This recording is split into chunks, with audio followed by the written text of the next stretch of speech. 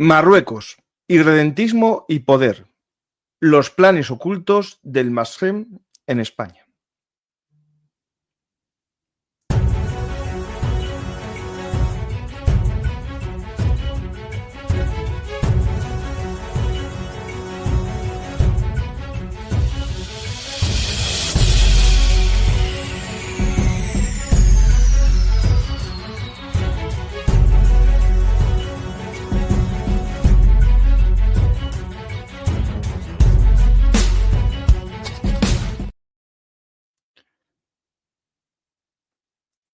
Hola a todos, bienvenidos a Pelum Artis, actualidad militar y geopolítica. Hoy vamos a hablar de nuestro vecino del sur, bueno, de uno de los dos, porque siempre nos fijamos en el que vamos a centrar hoy el programa, que es Marruecos.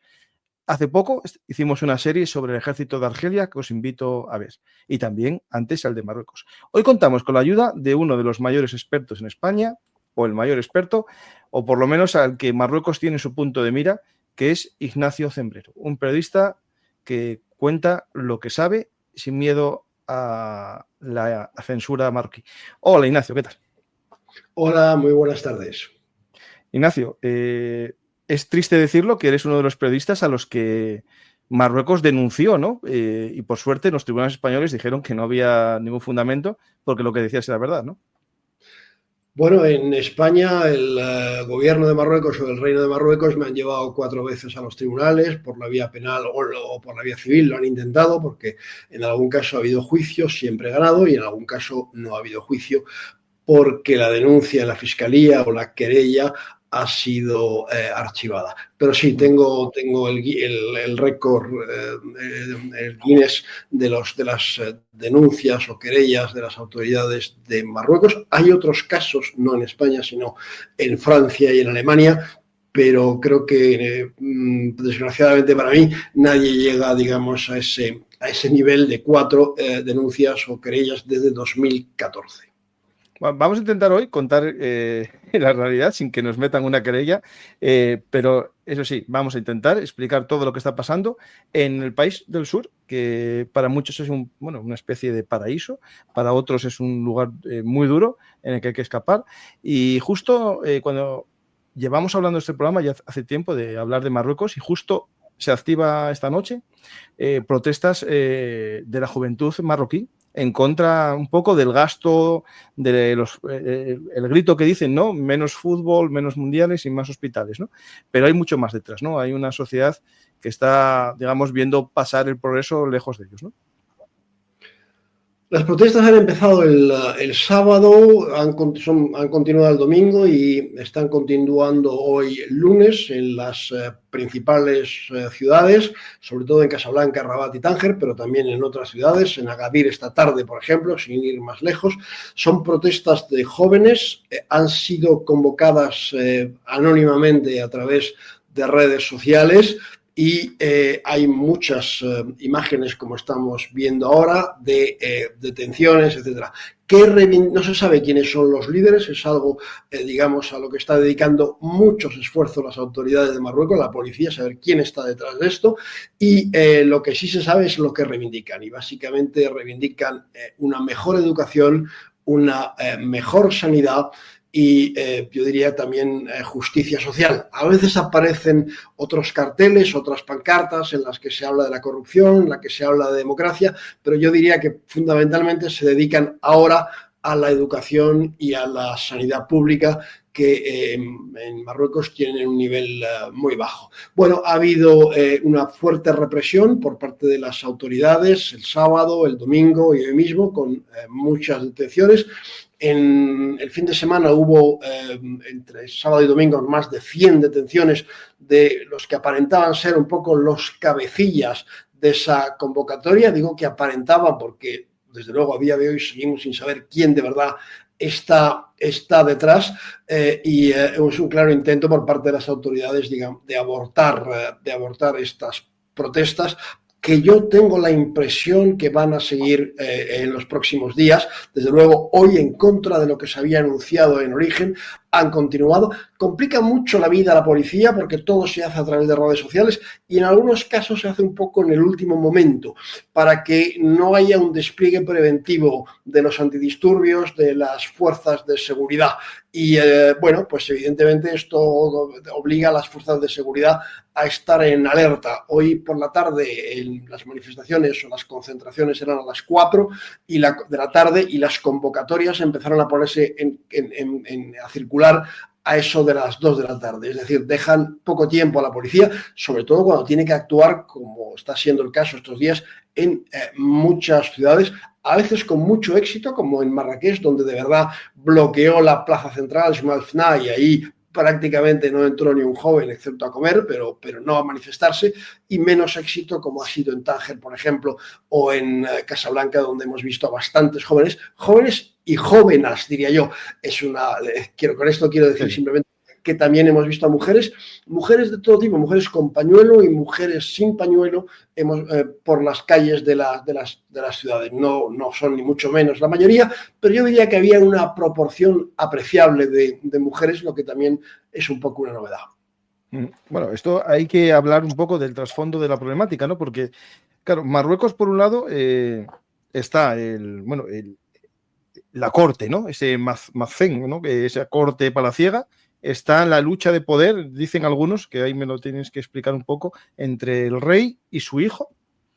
Un rey que está enfermo, no se reconoce, pero se le ve que está enfermo, con una vida disoluta, ¿no? Podemos decir, según los rumores, no vamos a meternos en los rumores, pero la relación del hijo, del rey, la corte, el islamismo que puede crecer en algunas zonas, la juventud, es un caldo de cultivo complejo, ¿no? Para el escenario geopolítico y de nuestra frontera sur, ¿no? Bueno, es un cargo complejo, pero quizás algo menos complejo de lo que a veces se pinta. El poder a día de hoy está en la Casa Real, donde ha estado siempre, y en el rey y en el entorno del rey, lo que a veces se llama el Mahzen. Es decir, es ahí donde de verdad está la autoridad y por delegación en algunos casos puede estar en el gobierno, pero desde luego el gobierno de Marruecos no ostenta el poder ejecutivo. El poder ejecutivo, y además lo deja bastante claro la Constitución de 2011, el poder ejecutivo está en la Casa Real y, atención, esto es importante también, el poder espiritual, la autoridad espiritual, la autoridad, el jefe religioso es el rey. Es decir, el jefe religioso de los musulmanes marroquíes.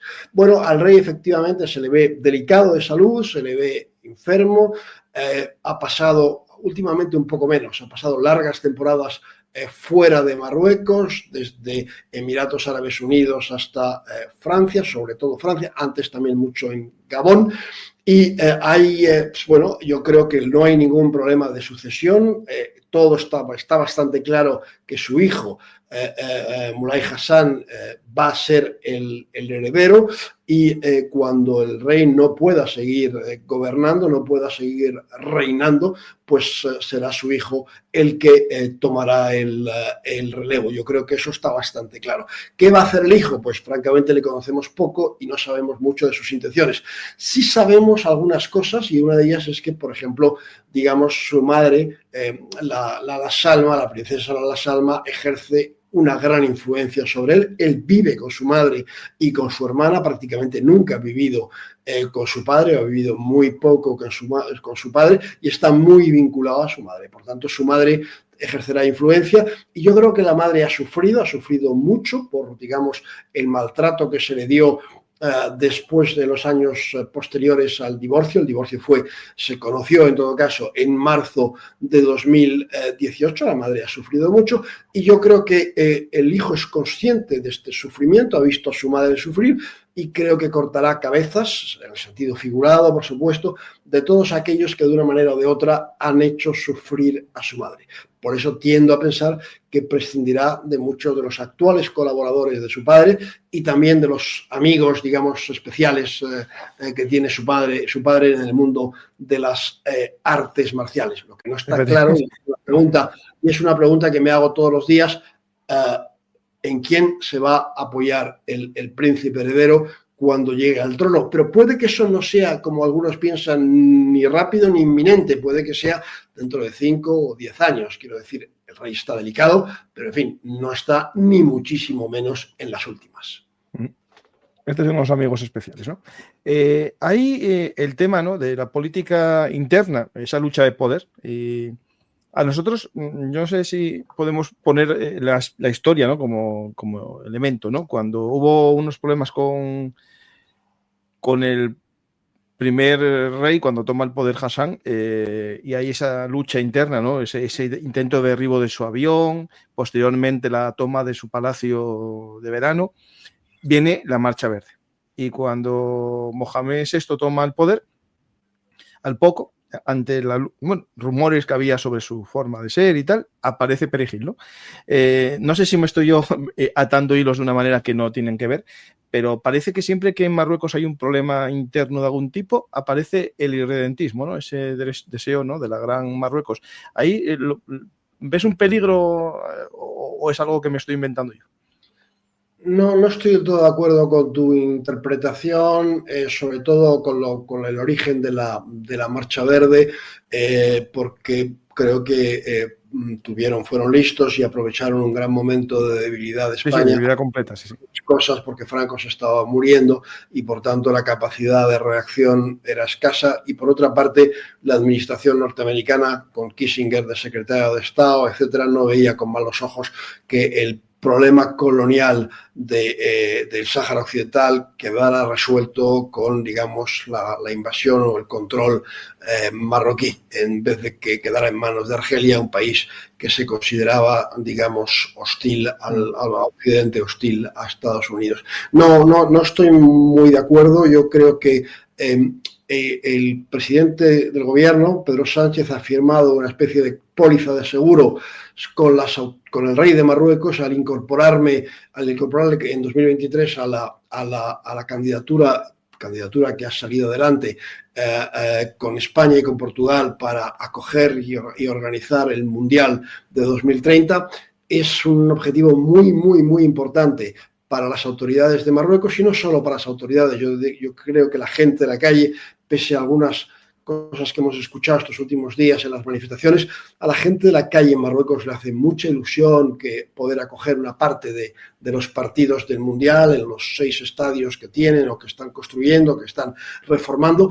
Y yo creo que de aquí a 2030 puede haber algún roce en la relación bilateral entre España y Marruecos, pero en ningún caso se va a vivir una crisis porque, repito, Marruecos está muy empeñado en que salga adelante con éxito este Mundial 2030. Después ya se verá. La relación hoy en día, yo diría que es a grandes rasgos satisfactoria. Para mí siempre hay 2 grandes escollos, que son Ceuta y Melilla. Especialmente hoy en día Ceuta, porque si Marruecos está haciendo en otros ámbitos esfuerzos para controlar la inmigración irregular hacia la península o la inmigración irregular desde Marruecos y desde el Sáhara Occidental hacia Canarias, no hace esfuerzos para controlarla hacia Melilla, y a Melilla siguen llegando muchos marroquíes. Estamos en año récord después de 2011, desde 2021, que es cuando se produjo, digamos, la entrada masiva de inmigrantes irregulares en 48 horas en Ceuta, en mayo de 2021. Pero las cifras que tenemos ahora pues no se habían visto en los 4 últimos años. Estamos en 2.000 y pico inmigrantes irregulares que han entrado en un lugar tan pequeño como Ceuta, que tiene 17, 18 kilómetros cuadrados y que tiene además, solo 83.000 habitantes. Ahí, en el tema de la frontera, ¿no? Por un lado tiene su población, ¿no?, que quiere mejorar y quiere ir a otro lugar, pero después entra un concepto que, Ignacio, se habla mucho, ¿no? Es lo de la guerra híbrida, amenazas en zona gris, el uso de la inmigración como una especie de desestabilizador del país, ¿no? Del otro lado al que va a recibir la llegada de los inmigrantes. En el caso que comentabas de ese día, ¿no?, que se hizo una avalancha completa, ahí estamos ante una especie de soy incapaz de controlar las fronteras. ¿O es una herramienta que puede utilizar el gobierno de Marruecos para obtener apoyos, por ejemplo, en su política del Sáhara Autónomo? O bien para conseguir ayudas europeas también. Es decir, se usa la inmigración, no la inmigración, sino la apertura o cierre, ¿no?, del flujo como una especie de arma, o es sin querer todo. No, es la inmigración es una herramienta de presión que Marruecos ha utilizado en múltiples ocasiones, algunos dirían de chantaje, en todo caso sí de presión sobre España, y la ha ido en buena medida modulando en función de sus intereses. No, esto es una de las dos herramientas de presión que utiliza. La otra ha sido también la cooperación en materia judicial y en materia antiterrorista. Es algo que ha utilizado también con España, la ha utilizado sobre todo con Francia en 2014-2015, porque tuvo también su larga crisis con Francia, ha tenido hasta una crisis con Alemania, pero a Alemania le puede perjudicar menos porque es un país que está más lejos y en el que hay relativamente pocos marroquíes residentes. No, lo decía y lo vuelvo a repetir, la inmigración ha sido utilizada sistemáticamente por Marruecos en función de sus intereses. El caso más llamativo fue en mayo de 2011, pero hay otros muchos en otros momentos.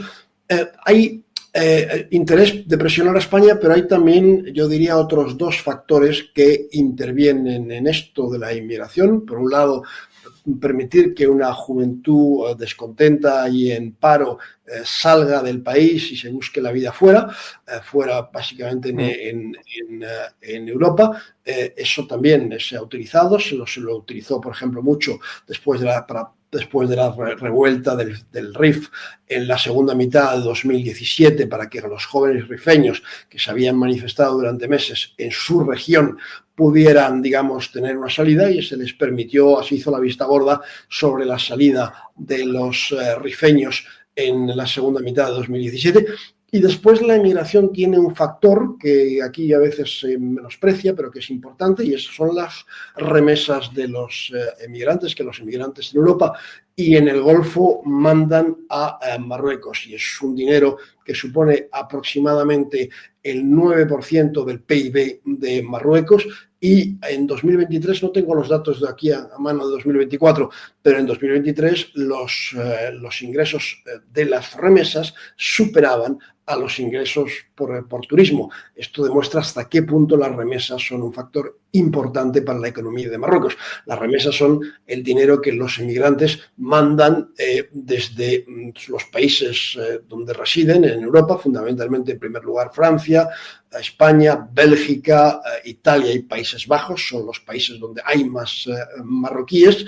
El segundo después de Francia es España. Bueno, las remesas que mandan a su país, o bien para ayudar a la familia que se quedó allí, o bien para comprarse una casa, construir una casa, en fin, preparar quizás su jubilación para el día en que vuelvan, etcétera, etcétera. Es un flujo muy, muy, muy importante de dinero, y además solo vemos la parte que aflora, digamos, a través de las estadísticas, cuando se van a MoneyGram o a otras empresas que se dedican a esto, a enviar dinero a Marruecos, y ahí eso queda reflejado en las estadísticas.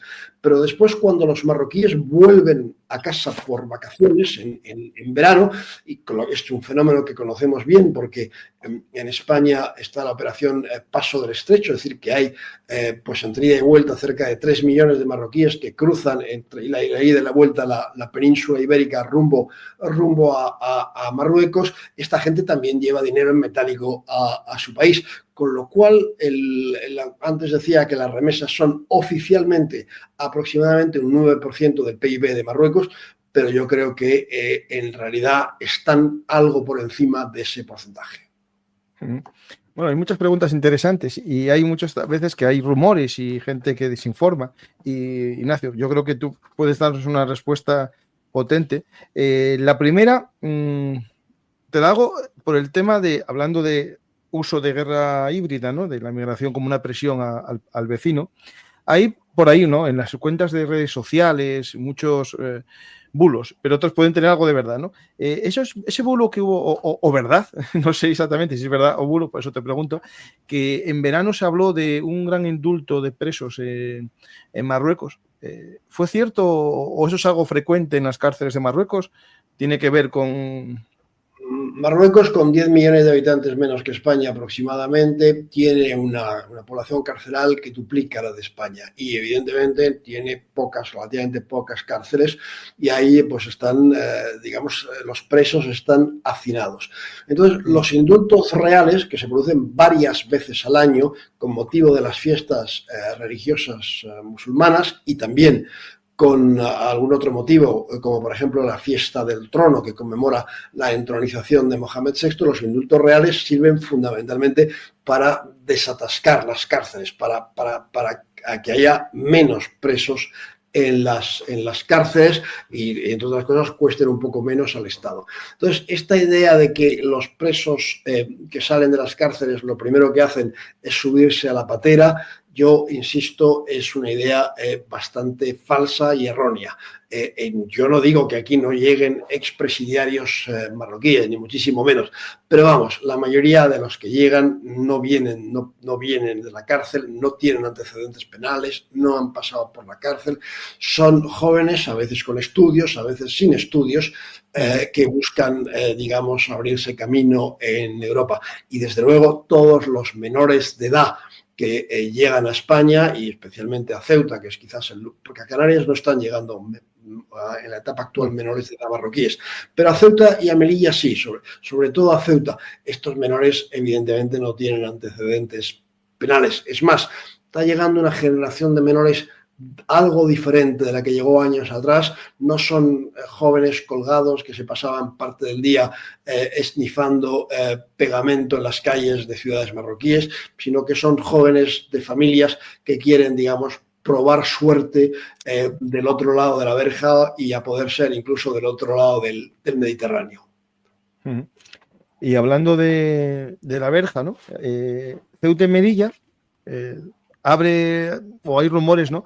Durante un tiempo, bueno, está el cierre comercial, ¿no? El cierre, digamos, mercancías, que era la fuente de ingresos de mucha gente, ¿no? Ese paso en las espaldas, ¿no? De las mujeres de mercancía. Se cerró, se volvió a intentar abrir, se volvió a cerrar. ¿Cuál es la situación y qué gana Marruecos con ese cierre de la frontera para mercancías? A ver, lo que llamaban, lo que los ceutíes y los melillenses llaman el comercio típico, que en definitiva era contrabando, algo tolerado y que generó mucho dinero a las dos ciudades y a todos aquellos, y a los marroquíes también, que del otro lado se dedicaban a ello. Eso se acabó primero en Ceuta por una decisión unilateral de Marruecos y se acabó en 2022, si no recuerdo mal, en Melilla. Se acabó definitivamente. Lo que el gobierno de España pactó con las autoridades de Marruecos en 2022 fue que se abriera una aduana en Ceuta y que se reabriera la aduana de Melilla, que también Marruecos cerró unilateralmente en 2018. Ya no estamos hablando de contrabando, sino que estamos hablando de un comercio regular, de un comercio legal. Y teóricamente a principios de este año se abrieron aduanas en las dos ciudades con Marruecos, pero yo me atrevería a decir que son aduanas de broma, de chichinabo, que prácticamente no funcionan. Prácticamente no funcionan ni en un sentido ni en otro. Ha sido, hablando en plata, una especie de tomadura de pelo por parte de las autoridades de Marruecos al gobierno de España. Desde luego, en fin, las expediciones que ha habido en los hasta julio, que es cuando Marruecos volvió a cerrar temporalmente la aduana, han sido simbólicas, han sido muy, muy escasas. Esto no es una aduana, es una especie de chiste al que, bueno, pues los empresarios de las dos ciudades se han tenido que resignar. En determinados momentos, algunos miembros del gobierno de España, la delegada del gobierno en Melilla, nos anunció que estas iban a ser aduanas idénticas a las que había entre la Unión Europea y países terceros, a las que podía haber, por ejemplo, entre Grecia y Turquía, que no son dos países especialmente amigos, pero tienen aduanas que funcionan. Esto no tiene nada que ver, no son aduanas, es una especie de broma pesada que padecen los empresarios.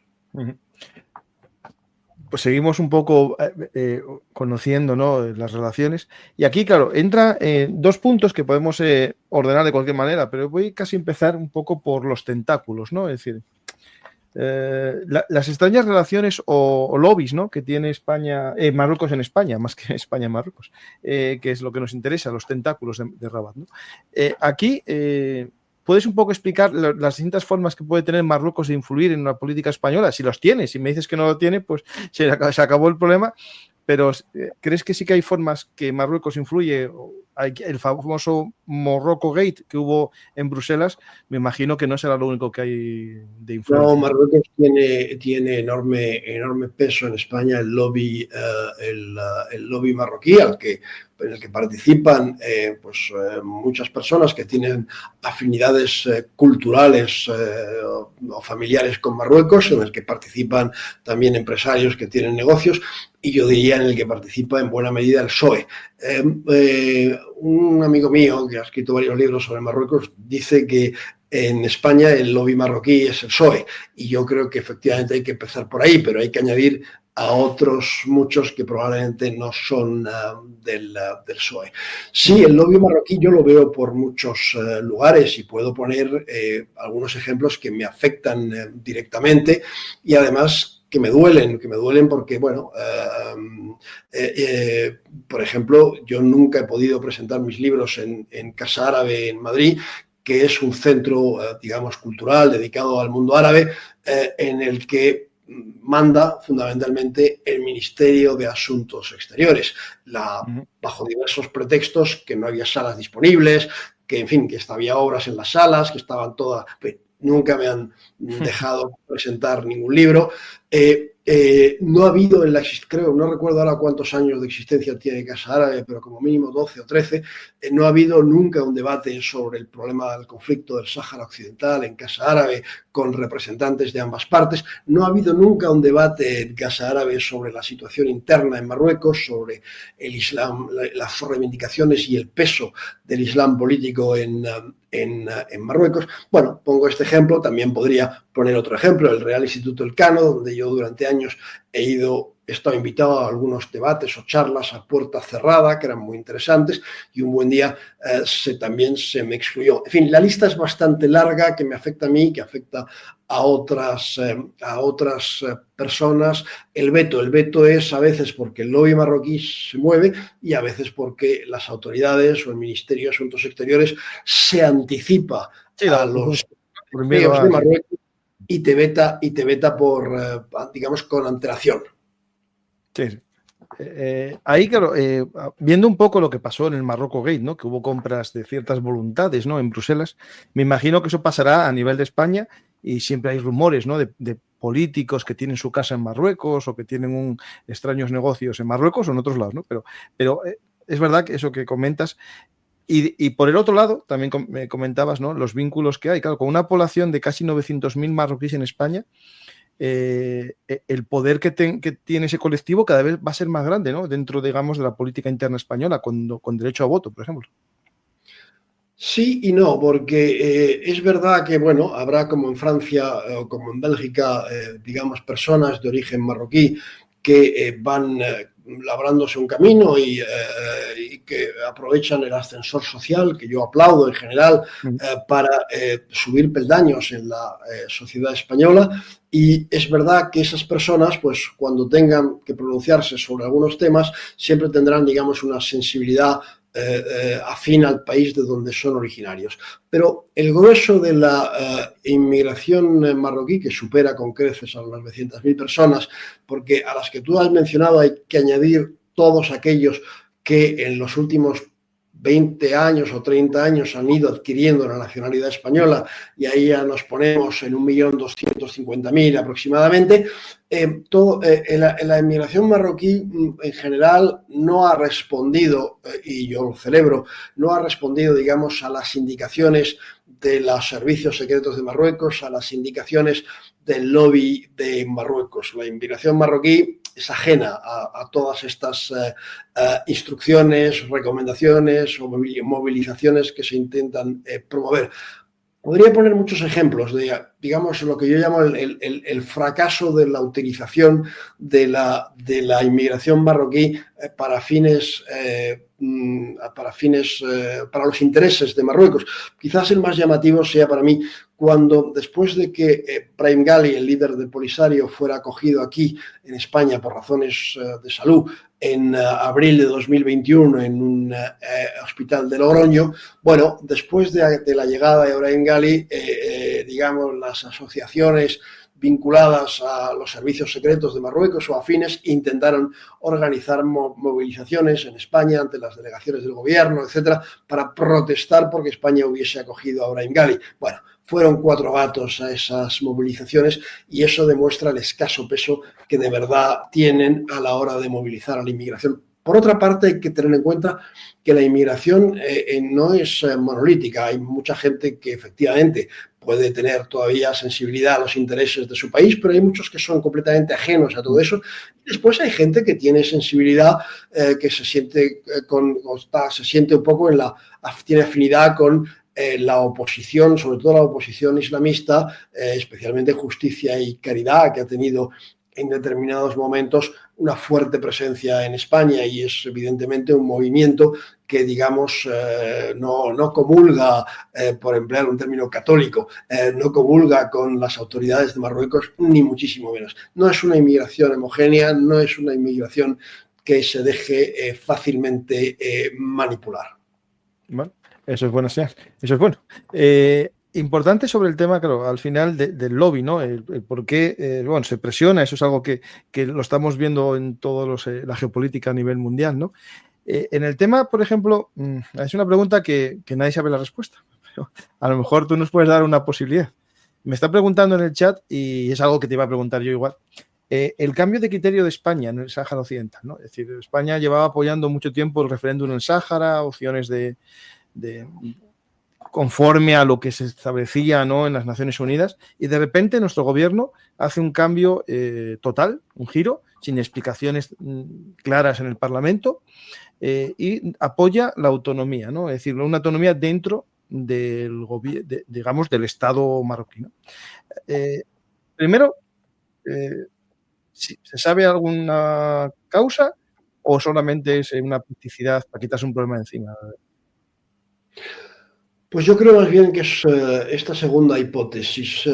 Bueno, cuando tú dices el gobierno, yo te matizaría. Yo diría el presidente del gobierno, porque entre otras cosas el sector de Sumar aparentemente no está muy contento. Sí. Cambio, y parte del gobierno, por lo menos los ministros socialistas, se enteraron, como nos enteramos muchos, por el comunicado de la Casa Real marroquí del, si no recuerdo mal, marzo de 2022, en el que anunciaba ese cambio de gobierno, citando a la carta que el rey de Marruecos había recibido del presidente del gobierno. Carta, por cierto, que seguimos a día de hoy, han pasado ya más de 3 años, seguimos sin conocer. En la carta el gobierno no ha querido hacerla pública, pese a las peticiones que ha tenido.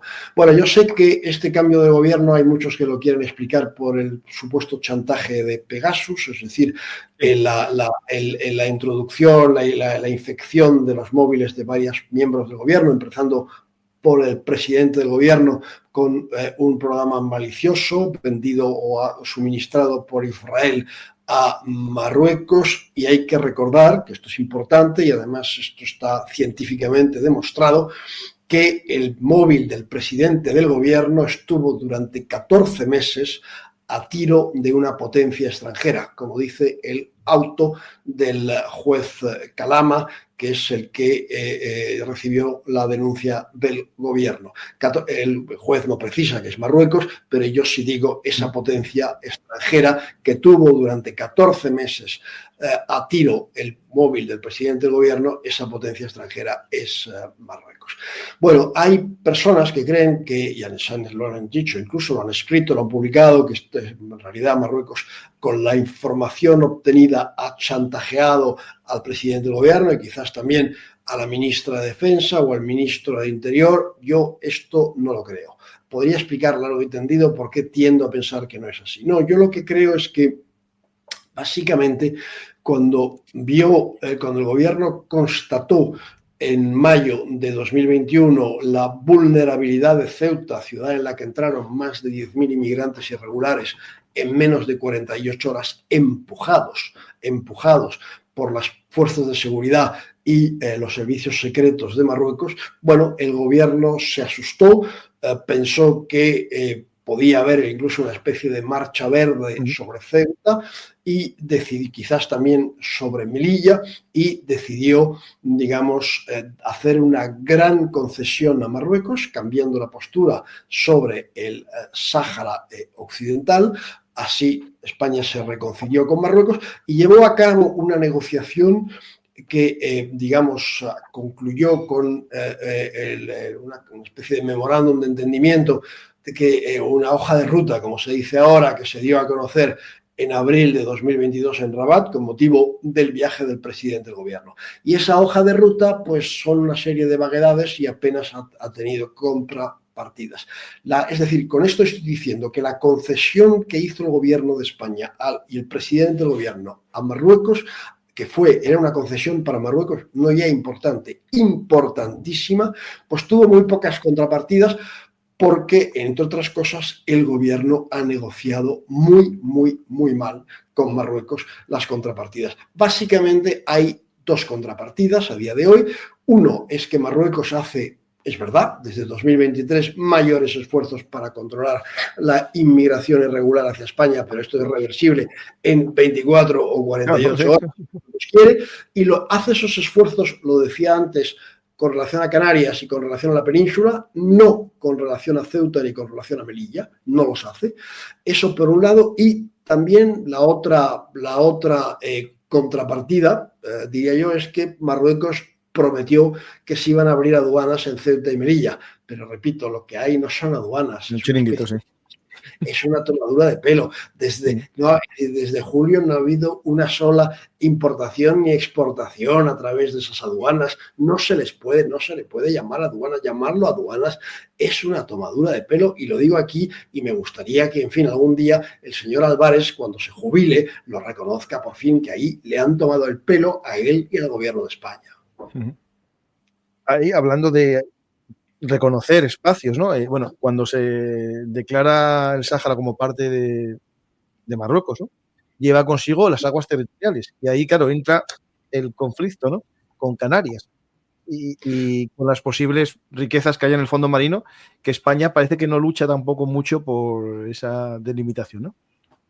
No se ha declarado que el Sáhara, el gobierno de España no ha declarado que el Sáhara a Marruecos. Lo que ha hecho es apoyar la solución que propugna Marruecos desde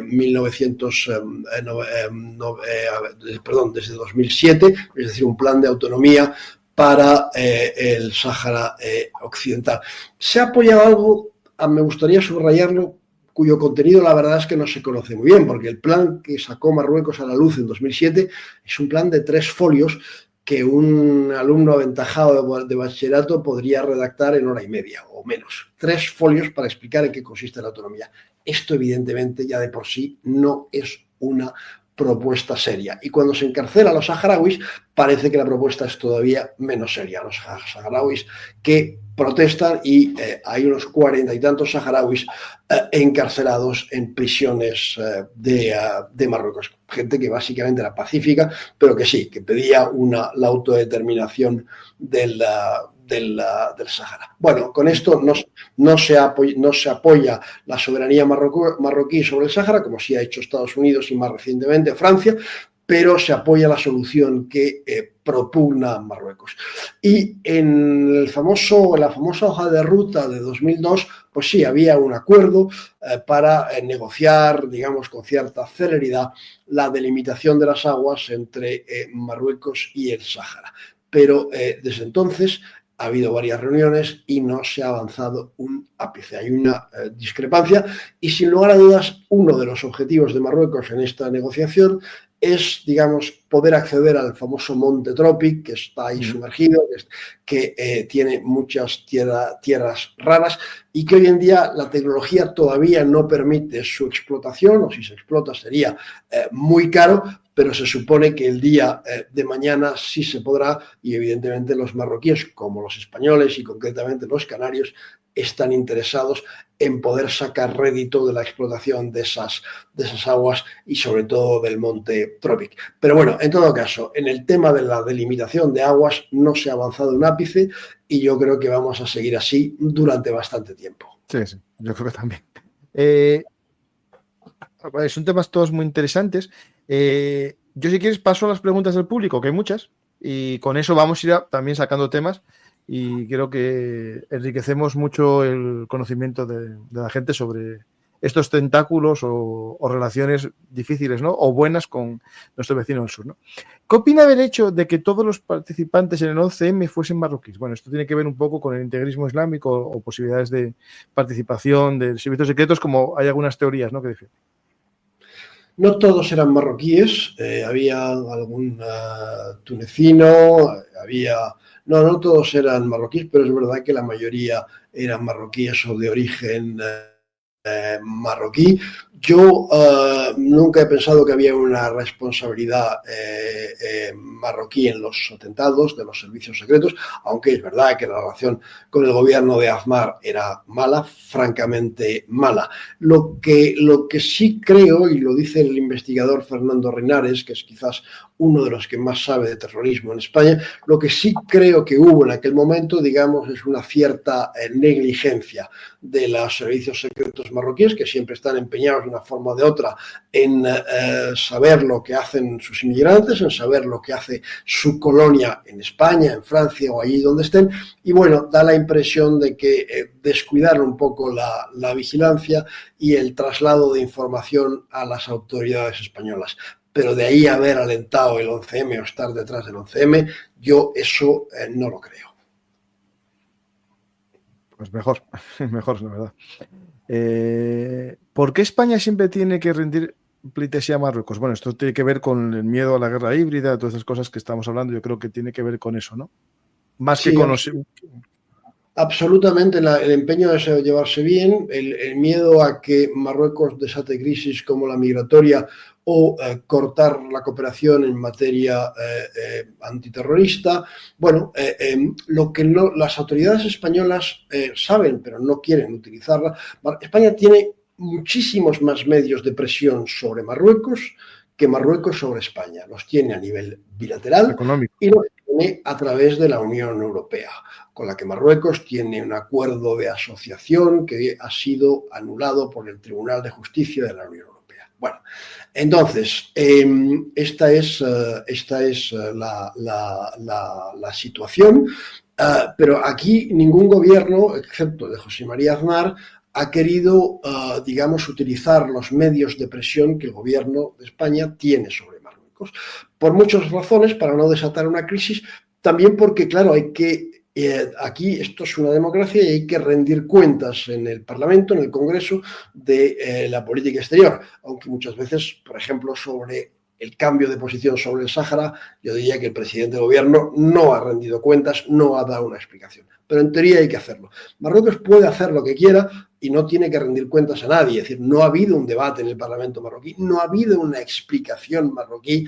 de lo que pasó en Perejil y tampoco de otros muchos episodios de la relación de las crisis bilaterales con Marruecos, con España, con Francia o con Alemania, por mencionar algunos de los últimos ejemplos de la política exterior de Marruecos en los que pudo haber, digamos, tensiones o incluso crisis abiertas. Bueno, hay una pregunta personal. ¿A usted le espió el gobierno marroquí? Pues yo creo que sí, es más, estoy convencido de que sí, introduciendo el malware Pegasus en mi móvil, y lo digo porque, bueno, no soy el único, hubo mucha más gente que fue víctima en España y fuera de España. Marruecos hizo un uso masivo de Pegasus, muy superior, por ejemplo, muy por encima a lo que pudo hacer el Centro Nacional de Inteligencia en España, y probablemente porque digamos que el uso de Pegasus por Marruecos fue subvencionado por una potencia extranjera, y por eso Israel pudo vender o proporcionar muchos malware, muchos programas maliciosos de Pegasus a Marruecos. Bueno, yo decía que yo lo me percaté de ello la primera vez en plena crisis, en el mes de junio de 2021, cuando de sopetón, en la columna de un conocido periodista marroquí, descubrí que se hacía eco de mensajes que yo había mandado por WhatsApp en plena crisis entonces a miembros del gobierno de España. Bueno, llegué rápidamente a la conclusión de que de esos mensajes, del contenido de esos mensajes, yo no había hablado ni con mi familia, ni con mis amigos, ni con mis colegas. Luego alguien tenía que haber podido leer esos mensajes, y deduje que los servicios secretos marroquíes habían enseñado esos mensajes a algún periodista amigo de ellos para que los publicara y demostrar así hasta qué punto yo estaba entonces conectado con Moncloa y trabajaba a las órdenes de Moncloa. Eso fue, digamos, el primer indicio que tuve, y a partir de ahí empecé a tomar precauciones.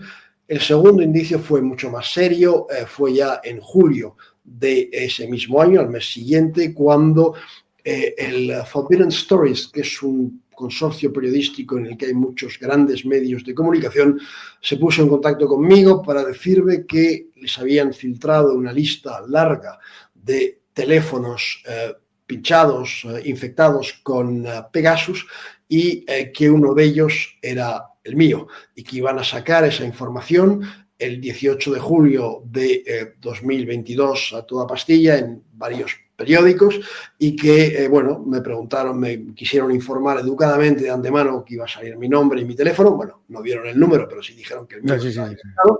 Y también me dijeron si quería hacer alguna declaración con ese motivo, y yo aproveché e hice alguna declaración. Bueno, esos son, digamos, los dos principales indicios de que yo era una víctima de Pegasus. Pero insisto, no soy el único, ha habido muchos más, ha habido, por supuesto, periodistas, ha habido políticos, ha habido opositores marroquíes, ha habido exiliados marroquíes, etcétera. Ha habido el propio presidente Macron, el presidente de Francia, fue espiado con Pegasus por Marruecos.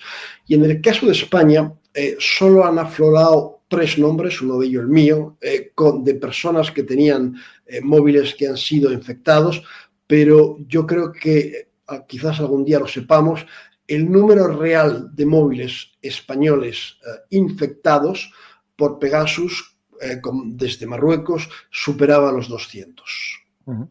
El Pegasus tiene una forma también de que se va pasando a otros teléfonos, ¿no? Me parece. Es decir, si yo tengo ¿no? Es decir, tiene que ser directamente pasarlo por NFC, porque yo...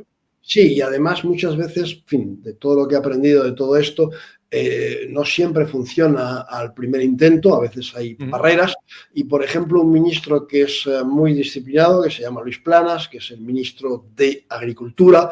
Bueno, Luis Planas lo que hizo fue actualizando los parches de seguridad en su teléfono móvil, y los intentos que hubo de infectar su teléfono móvil fracasaron y no pudieron introducirle Pegasus. No, Pegasus no se pasa de un teléfono a otro, ni mucho menos.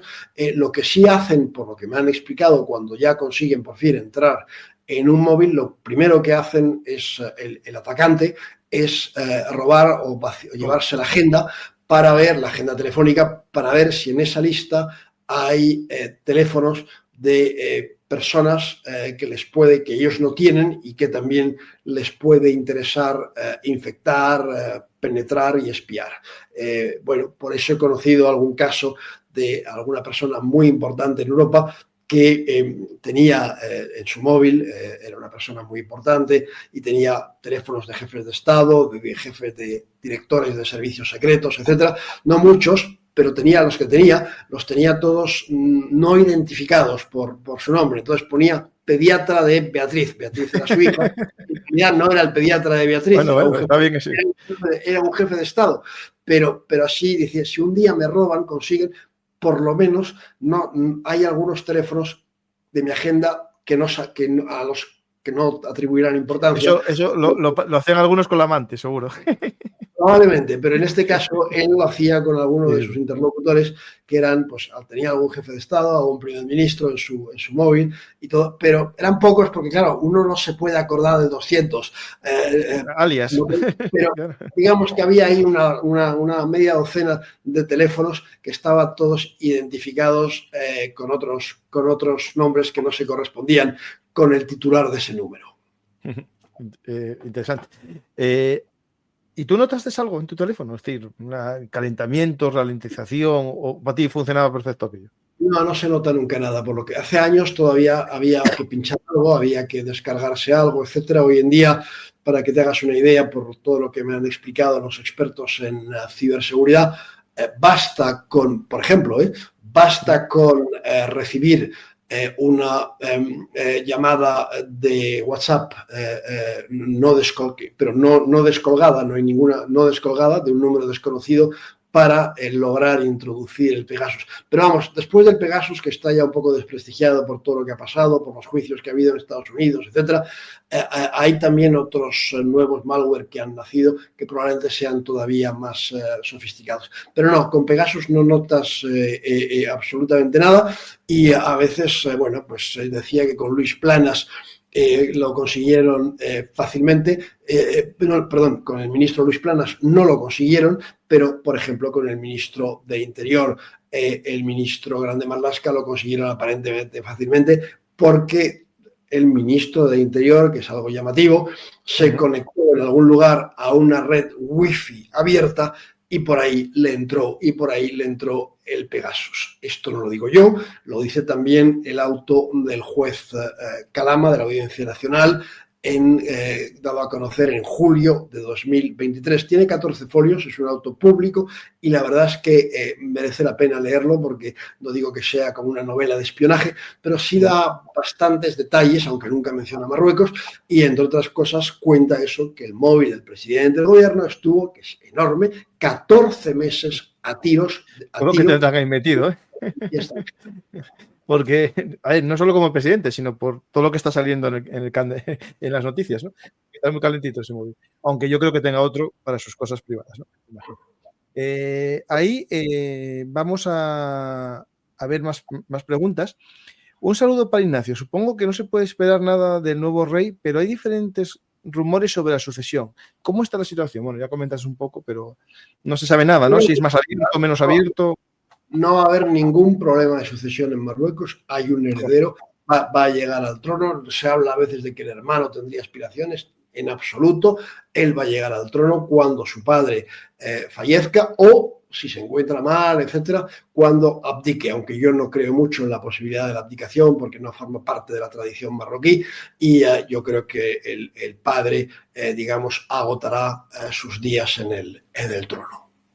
Hay una pregunta que se me planteó cuando comentaste lo de la separación, ¿no? Yo cuando estudié Derecho y en su momento en Derecho Internacional Privado nos ponían el ejemplo del repudio, ¿no? En Marruecos, que es un acto que en España no existe jurídicamente porque es incluso repudias a los hijos, ¿no? En el caso estamos hablando de una separación como española, ¿no? El hijo sigue siendo del matrimonio y solo se rompe la relación matrimonial, ¿no? Bueno, sí, por lo que sabemos es así. Tampoco es que el Palacio Real haya dado detalles sobre cómo fue aquello. Es más, públicamente no lo ha reconocido más que indirectamente, que hubo un divorcio o una separación. Fue así. No, en Marruecos efectivamente y en el Islam existe el repudio, pero yo diría que cada vez, aunque se sigue practicando, se practica menos y digamos se divorcia de otra manera. Es verdad que en la legislación marroquí el hombre tiene muchas ventajas y en este caso, por lo que sabemos, pero repito, no hay una confirmación del Palacio Real, fue un divorcio, digamos, casi de corte europeo occidental. Hay una pregunta aquí, espera. Era básicamente, ¿por qué España se arriesga a quedar en medio de Marruecos y Argelia? Es decir, claro, cuando España se acerca a Marruecos se aleja de Argelia y cuando se acerca a Argelia se aleja de Marruecos, ¿no? Es un poco un baile complejo, ¿no? De Marruecos tenemos la vecindad más próxima, de Argelia también está ahí al lado, pero tenemos el gas, ¿no? Y ahora que el Yo gas... creo que España se alejó, es decir, este gobierno ha apostado clarísimamente, sobre todo a partir de 2022, clarísimamente ha apostado por Marruecos y eso nos valió una larga crisis con Argelia que empieza en marzo de 2022 y que yo diría que acaba parcialmente en diciembre de 2023. Digo que parcialmente porque Argelia vuelve a mandar a un embajador a Madrid, pero a día de hoy, pues todavía desde entonces, desde que empezó la crisis, no ha ido un solo miembro del gobierno español, ni tampoco el presidente del gobierno ha ido a Argelia. Es verdad que hay algún ministro argelino que ha venido a Madrid, pero no hay ninguna autoridad española que haya viajado a Argelia. Quiere decir que la relación ha mejorado, pero no se ha normalizado, ni mucho menos. Y, por otra parte, tenemos con Argelia hoy en día una serie grave crisis migratoria que afecta fundamentalmente a Baleares, donde han llegado muchos y siguen llegando muchos argelinos y también subsaharianos que zarpan de la costa argelina. Marruecos e Israel, ¿qué debemos temer? Yo creo que hay una estrechísima relación. Si hay un país que debe preocuparse, no me parece a mí que sea España, es más bien Argelia. Hay una estrechísima relación en todos los ámbitos. No es más estrecha porque Israel, está invadiendo Gaza y entonces se disimulan un poco las formas. Pero vamos, en muy poco tiempo Israel se ha convertido en un socio muy importante en materia de seguridad y en materia de defensa o militar de Marruecos. Ya en 2023 fue el tercer proveedor de armas a Marruecos por detrás de Estados Unidos y de Francia, y yo creo que al paso que va no va a tardar en superar a Francia. No, la relación es muy, muy, muy estrecha. El problema para las autoridades de Marruecos es que esa relación suscita un enorme rechazo por parte de la calle y hemos visto y seguimos viendo enormes manifestaciones en Marruecos de rechazo a esta estrecha colaboración entre Marruecos e Israel. Bueno, es que me dicen que no me meta nunca en política española, pero que es llamativo desde mi punto de vista de la seguridad, ¿no? Que Marruecos no haga embargo a las armas de Israel y España sí haga embargo a las armas de Israel. Es decir, bueno, es política interna, es decir, eso yo creo que es absolutamente cierto. Ha habido hasta barcos israelíes que han hecho escala en el puerto de Tánger, entre Estados Unidos e Israel, barcos de guerra, no barcos mercantes. Es efectivamente es algo que aquí es difícilmente es difícil de imaginar y allí ha sucedido y ha valido al gobierno de España en las redes sociales, no en la prensa, porque la prensa marroquí no es libre, pero sí ha valido al gobierno de España en las redes sociales grandes elogios por parte de los marroquíes, pero no solo de activistas. Hemos visto a jóvenes anónimos o casi anónimos ensalzar la actitud del gobierno de España de cara al conflicto entre Israel y Palestina y reprochar a su gobierno que no haga, o mejor dicho, a su Casa Real, porque es donde se toman las decisiones, que no tome medidas similares a las del gobierno de España. Aquí hay una pregunta que me parece interesante, pero no sé si es verdad. Estos medios CNI en la frontera no están analizando la frontera y no detectaron el salto de la valla en aquel momento.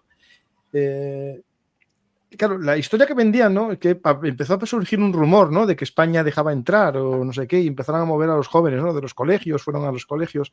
Se organizó tan rápido como aparenta ser y nadie se dio cuenta. ¿O se dejó un poco así, digamos, esto es una tontería y no tomamos medidas? Es decir, ¿España controla esa información, esos flujos de información? No, lo que pasó, en fin, aquello fue una cosa organizada en toda regla por las fuerzas de seguridad y marroquíes con los servicios secretos, y si alguien tiene alguna duda, que lea los 3 informes del CNI publicados en 2022, es decir, un año después de la entrada masiva en Ceuta, que lea los informes del CNI publicados por el diario El País. Son 3 informes que cuentan en buena medida cómo se monta esa operación para animar incluso a los niños, a los adolescentes, etcétera, a entrar en Ceuta. Y es más, a algunos les engañan, les ponen un transporte público a su disposición, les dan un bocadillo para el camino, etcétera, etcétera, y les dicen que una vez que estén en Ceuta, pues podrán ver a a Messi, a Ronaldo, en fin, a grandes ídolos del fútbol, etcétera, etcétera, y eso hace que los chavales se entusiasmen y se dirijan hacia Ceuta y entren masivamente en Ceuta. No, fue una operación organizada. Lo que no puede hacer ni el Ejército, ni la Guardia Civil, ni la policía es disparar sobre aquellos que llegan. Lo que hizo sobre todo la Guardia Civil es, como llegaban la mayoría o muchos de ellos llegaron a nado, no saltando la verja, pues es ayudarles porque tenían muchas dificultades para llegar hasta las playas de Ceuta, sobre todo la del Tarajal. Hemos visto imágenes muy bonitas de Guardia Civil, uno de ellos rescatando a una mujer y a su bebé que estaba en camino de Ceuta. Esas imágenes la prensa marroquí dijo que eran falsas, que en realidad eran de un policía turco, salvando a un niño sirio de ahogarse. No. Y también hemos visto en medios de comunicación marroquíes, especialmente en Shuf TV, que es una televisión por internet afín a las autoridades de Marruecos, afín a los servicios de Marruecos, contar desde Ceuta que lo primero que les sucedía a las mujeres jóvenes marroquíes que lograban llegar a Ceuta a nado o a través de un agujero en la verja o como fuera, que lo primero que les sucedía era que eran violadas por la Guardia Civil o por los soldados españoles en la playa de Ceuta. Todo eso se ha estado contando en medios vinculados a las autoridades de Marruecos durante varios días. A mí, efectivamente, me escandaliza cómo se difundieron esos enormes bulos desde Rabat, que mucha gente, o por lo menos bastante gente, se creyó, y que aquí no hubiera, digamos, una contraofensiva mediática para explicar que todos esos eran bulos alentados, difundidos por medios afines a las autoridades, el primero de ellos con diferencia, Shuf TV, que es una televisión por internet que tiene bastante audiencia.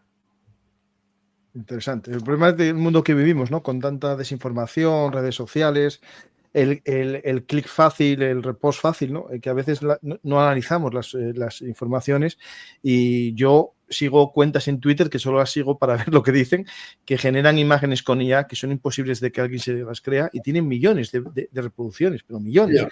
Entonces, o son todos bots o son todos tontos. Sí, esa es la pregunta. Un par de preguntas más y finalizamos ya. ¿Por qué en España no se atrevió a prolongar el espigón de Ceuta como tenía previsto? Bueno, porque es una vieja reivindicación de la Guardia Civil, dificultaría el acceso a la ciudad de los nadadores. La mayoría de los nadadores son inmigrantes, muchos de ellos menores. Hay muertos que se ahogan. Llevamos desde principios de año 30 y tantos muertos que han aparecido en las playas de Ceuta, que el mar ha expulsado. A eso hay que añadir a todos aquellos que han acabado en playas marroquíes y sobre los que no tenemos información, y por último aquellos a los que el mar no expulsa, con lo cual el número de muertos supera con creces los 30 y tantos que tenemos que han llegado, cuyos cadáveres han llegado a las playas de Ceuta. ¿Por qué no ha prolongado el espigón? Pues por una razón muy sencilla. Yo creo que simplemente las autoridades han pedido hace mucho tiempo, hace años, yo diría hace más de una década, autorización a Marruecos, aunque el espigón está en aguas de Ceuta. Marruecos nunca ha contestado a las peticiones españolas y las autoridades españolas no se han atrevido. Repito, es una vieja aspiración de la Guardia Civil que el gobierno de España no se ha atrevido a poner en práctica, probablemente por temor a la reacción de Marruecos. Aquí lo veis, es un espigón que, bueno, sí, claro, no parece mucho, pero bueno, a lo mejor gente que no nada muy bien, claro. No, pero es que tampoco se pueden echar al agua al lado del espigón. Tienen que, se echan el agua normalmente como en las playas de Castillejos, es decir, algo más a un par de kilómetros de ese espigón. Después ya es más complicado echarse al agua. En la playa de Castillejos, que los marroquíes llaman Finde, que es ahí donde más se echan al agua. Para llegar a nado, para intentar llegar a nado hasta Ceuta, lo hacen especialmente en días en que hay niebla, porque es más difícil interceptarles, y lo hacen también de noche. Tampoco está iluminado convenientemente el espigón. Si el espigón estuviera iluminado, quizás se podría, mitigar el efecto de la niebla o mitigar la nocturnidad y discernir con más claridad a los jóvenes que intentan llegar a nado a Ceuta. Y hay una pregunta que a lo mejor es muy compleja, ¿no? ¿Cómo funciona la corte o quién son los personajes más importantes del gobierno paralelo? No los que están, digamos, con un puesto... No es un gobierno paralelo, porque en realidad muchos de ellos tienen títulos, empezando por el principal consejero real, que se llama Fuad al-Himma, y que es, que es consejero real, y que es el brazo derecho del rey. A veces, hace años, la prensa le apodaba el virrey. Bueno, es él el que lleva de verdad el país en muchos ámbitos, excepto quizás un poco en la economía. Pero en lo que se refiere a la política exterior y a la política de defensa, la política de seguridad, etcétera, la política de interior también, la política de seguridad interior, todo eso recae sobre los hombros de Fuad al-Himma, que es de verdad el amigo y el hombre de confianza del monarca. Tiene su edad, estudió con él en el Colegio Real en Rabat, y de verdad es un personaje, es el virrey de Marruecos. Después hay otras personas muy importantes, como los jefes de los servicios secretos, el ministro de Asuntos Exteriores, el ministro de Interior, etcétera. Pero vamos, hay un virrey en el que el rey delega con mucha frecuencia. Uh-huh. Y la última pregunta, que es una pregunta muy típica en un canal de historia militar, ¿no? Todo el real, de actualidad, todo el realme que tiene Marruecos, ¿no? Que hicimos aquí varios programas mirando sus bases, sus aviones, sus nuevas inversiones. ¿Está pensado para España o está pensado para Argelia o está pensado internamente? Es decir, el ejército de Marruecos, ¿cuál es su distribución? Yo lo tengo claro, ¿eh? Está pensado para Argelia. Marruecos tiene un enemigo. Marruecos puede desarrollar lo que los militares llaman una guerra híbrida con España, pero en ningún caso va a querer nunca entrar en guerra con España por múltiples motivos y múltiples razones. Y aparte de eso, sigue habiendo una gran diferencia entre el potencial militar de España, los ejércitos de España y los ejércitos de Marruecos. Por de pronto, Marruecos prácticamente no tiene ni marina. Así que todo está pensado con relación a Argelia. Argelia tiene sobre el papel el ejército más fuerte de África, por lo menos es el que tiene el mayor presupuesto por delante del egipcio. Después está armado fundamentalmente, el material que posee es ruso. No sé si en caso de guerra sería tan eficaz como frente a un material norteamericano, francés e israelí. Eso ya no lo sé, pero sobre el papel Argelia sigue teniendo muchas más armas, misiles, aviones, carros de combate, etcétera, etcétera, que Marruecos, y no digamos ya en lo que concierne a la flota, la marina nacional marroquí, que está muy por encima de lo que es la marina real, la marina nacional argelina, que está muy por encima de lo que es la marina real marroquí. Con submarinos, kilos, sí. Ahí yo invito a la gente a ver los programas que tengo con Mariano Méndez Rudilla sobre el ejército argelino y el ejército marroquí, que hay 4 programas de cada uno de ellos, analizando la armada, el ejército del aire y el ejército de tierra también, y ahí podéis ver un poco lo que comenta Ignacio, que coincido con él en ese aspecto. Incluso la distribución de las bases, cómo están pensadas, ambos ejércitos están claramente enfrentadas en la defensa de su frontera común, ¿no? Pues Ignacio, muchas gracias, no te robo más tiempo, te había dicho 1 hora, ya te robé 15 minutos más. Espero que vuelvas otro día aquí a ver un Artis, a hablar de Marruecos o de temas muy interesantes que conoces mucho, y invitar a la gente a que lea tus libros, que tienes también publicados sobre Marruecos, y si quieres decir algo al público como despedida final. Agradecer tu invitación y hasta la próxima, hasta que surja otra oportunidad, que Marruecos dará bastante de sí en los próximos años. Pues muchas gracias, Ignacio, y gracias a todos los que estáis en el directo. Espero que os haya gustado el tema y estar atentos, porque justo mientras estamos haciendo el programa se están moviendo informaciones de otra parte del Mediterráneo, de Gaza. Trump anuncia que está con Netanyahu hablando de la retirada de las tropas israelíes de Gaza. Hay un mapa ya que está en mi Twitter, que os invito a ver, y también Netanyahu pidió disculpas a Qatar, aunque está muy enfadado el ala más extremista del gobierno de Israel. Por tanto, estar atentos, hay muchas noticias, a ver si mañana os lo puedo contar en el canal de actualidad, aquí, y mientras tanto, acordaros del canal de historia. Gracias a todos y hasta la próxima oportunidad aquí en Ver un Artis, actualidad militar y geopolítica. Os invito a dar a me gusta, dejar un comentario y suscribiros. Gracias y hasta la próxima.